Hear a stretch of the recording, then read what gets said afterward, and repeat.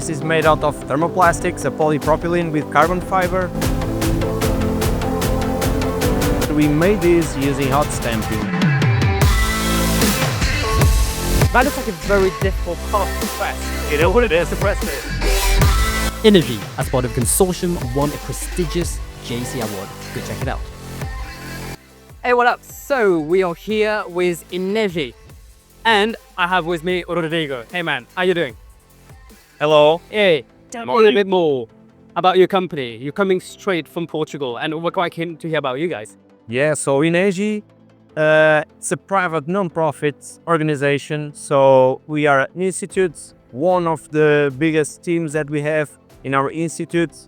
It works with composites. So just for you to know, we are based in Porto. Looking at some general numbers, at the moment we are crossing the 350. We are in a very close relationship with the University of Porto. I see you have a stand, you have demonstrators everywhere. Yeah. So we have here one of our recent projects. It's an European project that we collaborated with. The name of the project is 5 yards. Yeah. And it's all about the creation of a more intelligent and more involved shipyard. So what we have here, it's basically a connector. So we have here a small scale mock-up. This is like a part of a roof of a ship. And that structure would be kind of like what you'd see on the ship, is that correct? Yes. Very cool, okay. Yeah, it's a real scale. It's a real demonstrator. And then we have a couple of pull-through those profiles produced by Rodrigo. So these are the protrusion profiles, is that correct? Okay. That our partners produce. And then we have the connector. Yeah. And this is made out of thermoplastic. It's a polypropylene with carbon fiber. And we made this using hot stamping, and it was actually a cool project. Very cool. I mean, I'm looking at this right now, and I'm seeing you guys have used some unidirectional fibers, and it's impregnated with polypropylene, is that correct? Yes. So impregnated. So was that one panel that you heated and you pressed in one go? Like what happened there? It is. That looks like a very difficult part to press. It is. To press this. Yeah, it's a tricky part of the use of these materials for these kind of geometries. Yeah. To deal with the wrinkles and all that stuff. I mean, actually with a very shiny. Yeah, very shiny. I see. Yeah, very cool. A very well deserved award there. I see you've got something else you'd probably be interested in telling us about. Yeah. So here the circularity is a very important challenge for us. And for example, over here we have just a small example of it. So if we look into over there, we have a very small blocks of what was at time a wind blade for a generator, which is then smashed in very small particles. We have here an example of two different sizes. So a more finer one and a more coarse one, which is so fine fiber and a very longer fiber, right? Yes. And are these both used as filler materials? What do you use it for?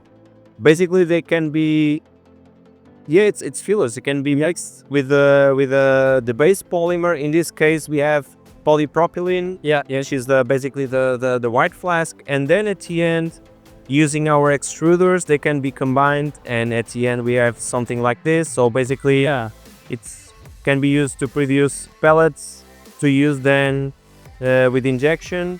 Or, for example, we can try to make filament for additive manufacturing, and this is one of the things that our team is trying to explore and to drive into the industry. So if you can see also another example of it, so if we take a closer look here, so you can see that we have two different parts in here. One is very blobby, and the light you can see a lot of small dots inside, and the other one is more fine. It looks like a film.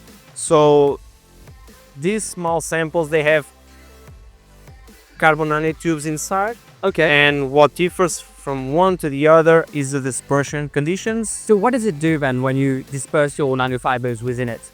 The tricky part is to use the minimum amount possible. Yeah. To not change the base material too much. Okay, to have all the benefits from it, and it can start from its mechanical properties, but it can also have some crazy and interesting effects on the thermal properties and also electrical properties. For example, in the work of and the use of composites with electrified systems, so we can talk about antennas and turning a resin or a polymer more conductive. Yeah. And for example, we can print out antennas. Okay. Well, very nice. Anything else you'd like to tell us today? That is a little bit of the spirits at INEGI. So we have researchers, we have engineers, and in the end we are not a factory, we don't sell products. What we sell is basically the knowledge and the technology to our clients. It's a very cool place to work at because